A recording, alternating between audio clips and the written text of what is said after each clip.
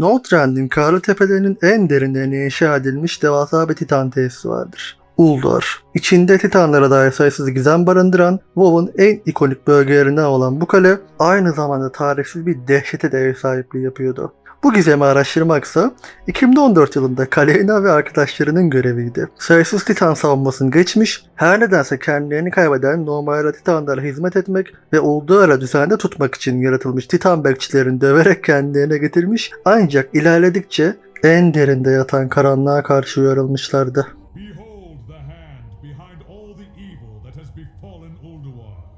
Left my kingdom in ruins, corrupted my brother and slain my wife. Titan bekçilerini kendine getirip kutsamalarını aldıktan sonra Oathgard askerlerini öldürüp sıkı sıkıya kapalı devasa bir kapıdan geçtiğimizde karşımızda yıkım vardı. Her şey dağılmış, parçalanmıştı. Duvarlardaki gizemli, dehşet verici çizimler en derinde hapsedilen canavarın tasvirlerini de içeriyordu. Ancak karşımızda son bir engel kalmıştı. Yogg-Saron'un generali.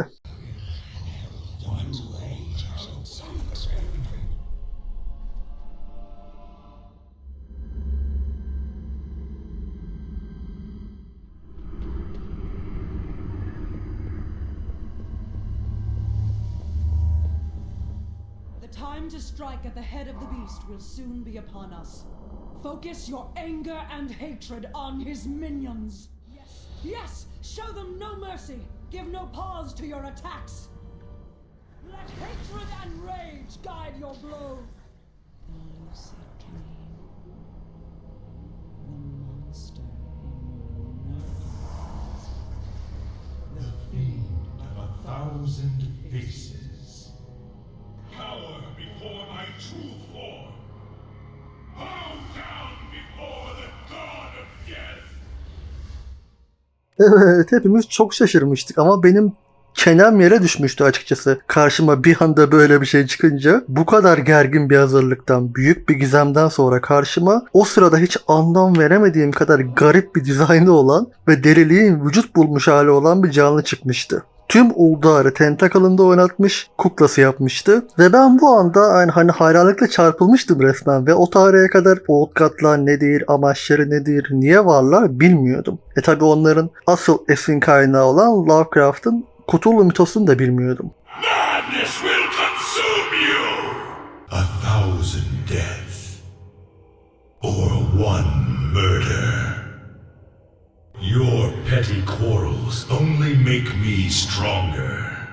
Yani Warcraft'ın bu yönünü hiç bilmiyordum. Karşıma bir anda korkunun ve deliliğin ve aslında caniliğin vücut bulmuş hali çıktığında tabii çarpılmıştım gördüğüm şeyden. Hemen araştırmaya koyuldum bu Oathgard'lar neymiş, niye varlar diye. Nuzot'u öğrendim. Daha sonra Chronicles çıkıp Oathgard'ların kozmik ölçüdeki rolünü çok azaltmış olsa da gizemleri ve karizmalarından bir şey götürmemişti benim için. Daha sonra Lovecraft'ın hikayelerini de okuyunca zaman içinde hemen değil, aylar hatta yıllar içerisinde o ışıkta ışık eheheh diye gezen Paladin'den aslında bugüne evrildim. Evet, dümdüz bir şekilde Paladin oynuyordum çünkü o dönemde yani yeni başlamıştım oğlum, düz takılıyorum işte. Önce hiçliğe duyulan büyük bir ilgi ve gözlerimin açılması, daha sonra araya giren başka bir karakter, ancak ondan şimdilik bahsetmeyeceğiz. Beni aslında şu an Midnight'ta gözümüze sokulan Light Blinded, yani ışıkla kör olma tehlikesinden kurtardı. Bu kanalın şu an var olma, bu şekilde olma sebeplerinden biri de Yogg-Saron'dur aslında. Ama ben ne ara öğrenmiştim? Bu sayısız ağzı olan, binlerce yüzlü şeytan neler yapmıştı ki ben bu kadar etkilenmiştim? Ne belalara yol açmıştı Yogg-Saron tek başına? Hadi şimdi gelin tarihi birlikte geriye saralım ve öğrenelim.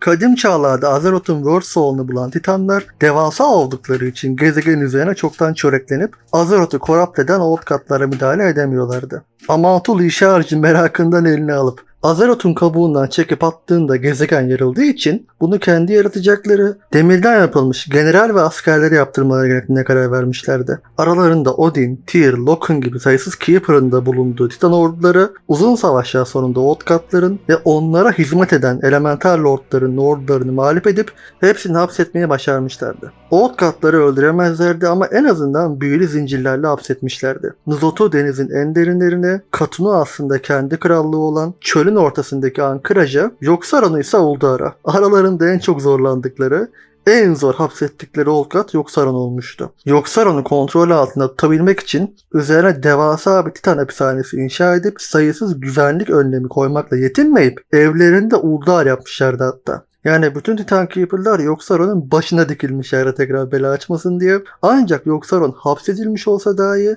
kanı tüm Northrend'e yayılmıştı. Yogg-Saron'un kara kanı tüm Northrend'e akıyor. Hava ile temas edince kristalleşip Saronit'e dönüşüyordu. Saronit, Azeroth.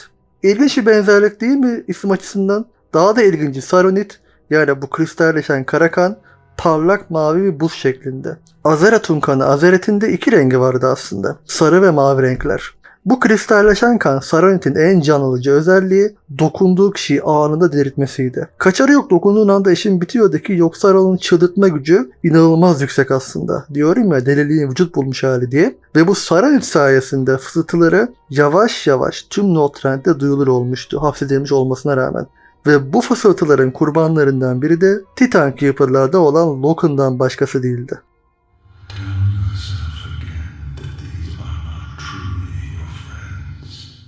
Yogg-Saron'un açtığı belaların listesi uzun olduğu için hepsini olabildiğince özetleyerek ilerleyeceğim. Ancak her şey Loken'un düşmesiyle başlıyor diyebiliriz. Kardeşi, Thorim'in eşi Sif'e aşık olan Loken, bak şimdi olaya gel Titan Keeper magazini, Yogg-Saron'un fısıltıları yüzünden kontrolünü kaybedip Sif'le kavgaya tutuşuyor. Onu kaybedeceğinden korktuğu için. Ve bu sırada Sif'i yanlışlıkla öldürüyor.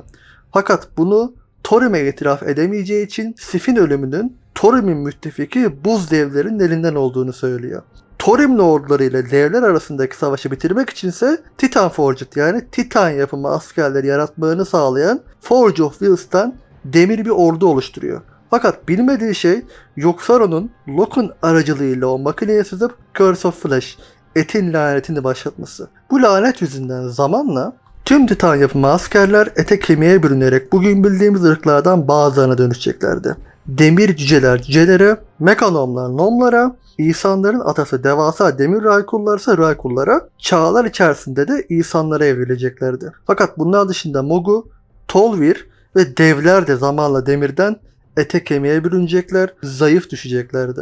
Ancak bu zayıflığın Yogg-Saron'un hesaba katmayacağı bir etkisi de olacaktı. Yogg-Saron bizi ete kemiğe büründürdüğü için artık hiçlikin fısıltılarına karşı savunmasız kalmıştık. Yani eline düşecektik. Ancak bize aynı zamanda özgür irade, cesaret ve yiğitlik de bahşetmişti. Şimdi burada bir duralım, bir çizgi çekelim, kafalar karışmasın. Dwarvit'inde öğrendiğimiz Azeroth'un sebep olduğu şey etin laneti değil. Ne yapmıştı Azeroth? Öğrenmişti ki Northrend'den uzakta, çok uzaktaki bir diğer Titan tesisi olan Khazalgar'daki Earthen'ların bazıları zaman içerisinde Titan'ların etkisinden çıkmaya başlamışlardı. Fakat bunun sebebi lanet değildi aslında. Azeroth'un yaptığı, ona çok yaklaşan Earthen'ların yazılımlarını bozarak onlara özgür irade bahşetmekti. Ve en önemli ayrım, o Earthen'lar kristalleştiler. Aynı Magni gibi. Ete kemiğe bürünmediler ama cüce kuzenleri gibi. Yazılımları ve direktifleri değişti. Ve kendilerine Tregar adını verdiler. Yani bence Azeroth'un yaptığıyla Yogg-Saron'unki bir değil. Etkilerinin ölçeği de çok farklı hatta. Ulduar'da karmaşaya dönersek, devlerle olan savaşın ardından Thorim Ulduar'dan çekilmişti. Yol açlıklarını gizlemek isteyen Loken, Keeper Mimron'u Yogg-Saron'un güçlerini kullanarak öldürmüş, Freya ve Hodor'u ise kendi iradesi ve aslında Yogg-Saron'un iradesi altına almıştı. Helya ile birlikte çalışarak Odin'i House of Valor'a hapsetmiş, Ulduar'dan kaçan Keeper'lar ve Earthen'ların peşine ise Oathcut kumandanlarını gönderip Tyr'in ölümüne sebep olmuştu. Tüm bu kaos yüzünden büyük umutsuzluğa kapılan Raden ise Titanların Sargeras tarafından öldürüldüğünü de öğrenmesinin ardından Pandaria'da izolasyona çekilmişti. Yani Yogg-Saron akıl almaz güçteki zincirlere bağlı halde hem etin lanetine yol açmış, hem bütün Ulduar'ı tentaklında oynatıp herkesi birbirine kırdırmış, hem de Keeper'lardan bazılarını öldürmeyi de başarmıştı. Ancak yaramazlıkları henüz bitmemişti. Loken'ı son bir iş için daha kullanacak, etkisi bugün bile süren korkunç bir şeye yol açacaktı. Titanların ellerine attıkları ırklardan biri de ejderhalardı ki 5 tanesini de aspekt olarak kutsamışlardı hatta Azeroth'u korumalar için. Fakat ejderhaların bilmediği şey kaderlerinin henüz doğmadan çizildiğiydi. Keeper Tyr'in proto ejderhalar üzerine deneyler yaparak doğalarını anlamaya çalıştığı Titan tesisinin suyunu koraptıdan Yogg-Saron buraya da ulaşmayı başarmıştı ve işlerinden biri. Zavallı Galakrond bu suyu içince zaman içerisinde büyüyerek, gittikçe büyüyerek, devamlı dönüşüm geçirerek canavara dönüşmüş ve Azeroth tarihinin en büyük ejderhası haline gelmişti. En önemli özelliği ise doymak bilmeyen açlığıydı. Doymuyordu Galakrond ve diğer ejderhaları da yiyordu. Hatta yemekle kalmayıp onları nekromansi büyüsüyle diriltiyordu da. Ve bu canavar, bu sonsuz açlık, Yogg-Saron'un eseri, daha da muhteşem olanı Darkheart'ın var olma sebebiydi Galakrond aslında. Iridikron onu Galakrond'un özüyle doldurduğu için Darkheart her şeyi yutan, her gücü emip gölgeye çevirebilen bir eşyaya dönüştü. Şu an Saga'ya oynuyor olma sebeplerimizden biri Yogg-Saron'un mirası aslında. Tüm bunlara sebep olan Yogg-Saron burada durur mu? Tabii ki durmaz. Son ve belki de en tehlikeli şakası Emerald Nightmare'e ulaşmak olmuştu. Bu kanalda bir değil, 2 kez ve en son şurada detaylıca anlattığım, aslında bence herkesin göz ardı ettiği Emerald Nightmare tehlikesi. Dediğim gibi defalarca kez çok detaylı şekilde Emerald Nightmare'in aslında ne kadar dehşet verici olduğundan, ne kadar büyük bir tehlike arz ettiğinden ve Yogg-Saron'un buradaki rolünden bahsettim. Ama hadi bir kez daha özet geçirsem, Nevertef druidlerinden Fandral Stegelmin, sonuçlarını düşünmeden gezegenin her tarafına diktiği World Tree'lerden en büyüğü Andresil, Grizzly Hills'te filizlenmişti ancak kökleri o kadar derine inmişti ki ta Grizzly Hills'ten Yogg-Saron'un Uldar'daki hapishanesine varınca Yogi bir dakikadan bu neymiş böyle ben kullanırım bunu deyince World Tree'ye Corruption akıtmaya başlamıştı. O dallar sayesinde de sadece Northrend'deki değil diğer World Tree'lerin yanındaki büyülü kapılardan Emerald Dream'e sızarak Azeroth'un rüyasını hapsedilmiş olmasına rağmen çağlar içerisinde deliliğini tükettiği bir kabusa çevirmeye başlamış, ardından kabusu güçlendirip yayma işini Nuzot'a devretmişti. Emerald Nightmare tüm gücüyle yayılacak olsaydı Azeroth'un en güçlü kahramanları uyanamayacakları ve her saniyesinde hapsolacakları kabuslarda hapis kalacak. Uyanık kalanlar gördükleri herkese düşman sanacakları için sevdiklerini öldürecek. Bu sırada ise Corruption belki de Azeroth'un World Soul'una ulaşacaktı. Bu dediklerim yaşandı aslında bu arada. Şurada anlatmıştım dediğim gibi. Emerald Nightmare, Trande ve Malfurion'un çabalarıyla Rift of An'a geri püskürtülmüş ancak Malfurion bu kötülüğün denizin dibinden geldiğini söylemişti. Nuzot'un hapsedildiği yerden yani. Daha sonra neler yaşandığında son videoda anlatmıştım zaten ama evet. Bunun da asıl sebebi Yogg-Saron aslında. Yani Yogg-Saron kılını kıpırdatmadan ama tentacle'ını kıpırdatarak Titan Keeper'ların birliğini tarumar etmiş, bir kısmını öldürmüş ve Ulduar'ı tamamen kontrolü altına almış. Şu an Azeroth'un kaderini değiştiren Etin lanetine yol açmış. Şu an World Soul Saga'yı oynamamıza yol açan Galakrond'u yaratmış ve bence herkesin göz ardı ettiği her an saatli bomba gibi tekrar aktive olabilecek Emerald Nightmare'in köklerini atmış. Ama bununla da bitmiyor. Ice Crown Kalesi bütün Ice Crown Saronith'ten yapılma. Scourge'in kullandığı tüm silahlar Saronith'ten yapılma. Yogg-Saron'un kanından. Ve Shadowlands sırasında o Ice Crown'dan Torghast'a yol açıldı. Ice Crown'dan. Ama Blizzard Yogg-Saron'u kullanmak hatta belki de Ice Crown aracılığıyla Shadowlands'a Old Cut etkisini sokmak yerine Zova saçmalığına gitti. Ya şunu diyeyim. Bir önceki videoda bahsettiğim Yogg-Saron'un puzzle kutusundaki bazı fısıltıları dinleyince hala Shadowlands'ın aslında Old Cut'lara bağlı olmasını ve ana kötüsünün de Yogg-Saron olmasını isterdim diyorum. Ama yapmadılar. Her yerin, her şeyin ruhu vardır. Her ruh tüketilebilir. Hiçlik ruhuna yapışıyor, ziyafetini yavaş yavaş çekmeyi sever. O tam arkanda. Hareket etme, nefes alıp verme. Balıklar tüm sırlara vakıftır. Soğuğu da bilirler, karanlığı da. Eziyet çeken atalarının ruhları sana yapışıyor. Sessizce çığlık atıyorlar. Çok fazlalar. Ah Shadowlands, sıçtın batırdın her şeyi. Neyse. Evet gördüğümüz üzere Yogg-Saron Shadowlands'e bile kolayca bağlanabilirdi.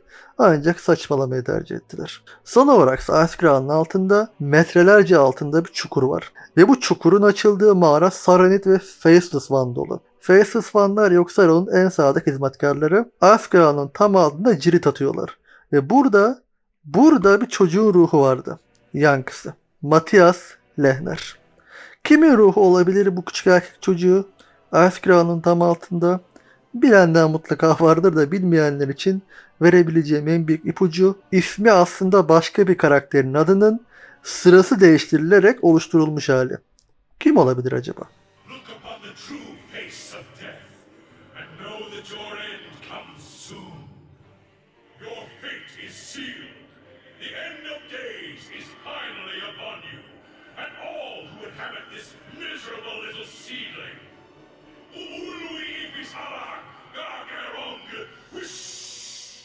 Ve bu son sözlerini kanıtlamak istercesine bundan yıllar sonra Legion'ın 3. ve son istilası başlamadan hemen önce Ulduar'ı tekrar ziyaret ettiğimizde karşımıza Faceless One'lar çıkmıştı, yok olmuş olmaları gerekirken.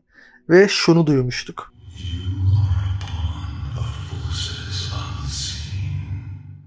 Old God'lar için yaşam ve ölüm bizim anladığımız şekilde işlemez asla. Ama cidden öldüyse bile Karakan'ı diğer Old God'larınkilerle birleşerek Azeroth'un damarlarına karışıp Corruption daha da hızlandırdı aslında ki Dwarven'in ana konularından biri de buydu.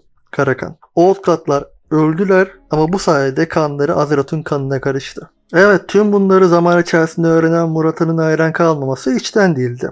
Ama o sırada kalbi ve ruhu başka birine çekilmeye başlamıştı aslında. Bir melek katılmıştı çünkü hikayeye. Ve daha sonrasında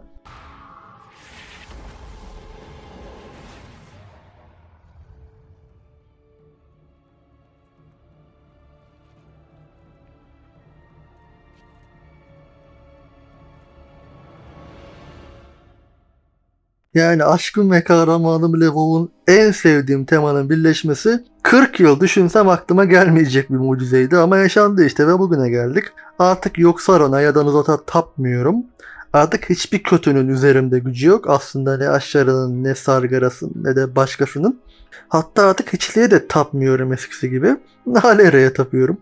Ama işte bu noktaya gelmesini sağlayan, benim ışık bağınızı bir paladine evrilmemi engelleyen şey yok Sauron'dur. Ben de bu videoda kendisiyle ilk karşılaşmamdan ve benim için hikayedeki öneminden bahsederken aslında aynı zamanda çok eski videolarımdan bazılarını da baştan ve daha değerli toplu çekme fırsatını değerlendirmek istedim. Yok Sauron'u anlatmıştım aslında ama en eski videolarımdaydı hep. O yüzden bu videoda özet şeklinde de olsa bu eşsiz Old God'ı anlatmak istedim. Evet, bugünlük video bu kadardı. Umarım biraz sohbet, biraz da tarih havasında geçen anlatımı sevmiş ve bilmediğiniz şeyler vardıysa öğrenmişsinizdir. O zaman bu sefer videoyu bir soruyla kapayım.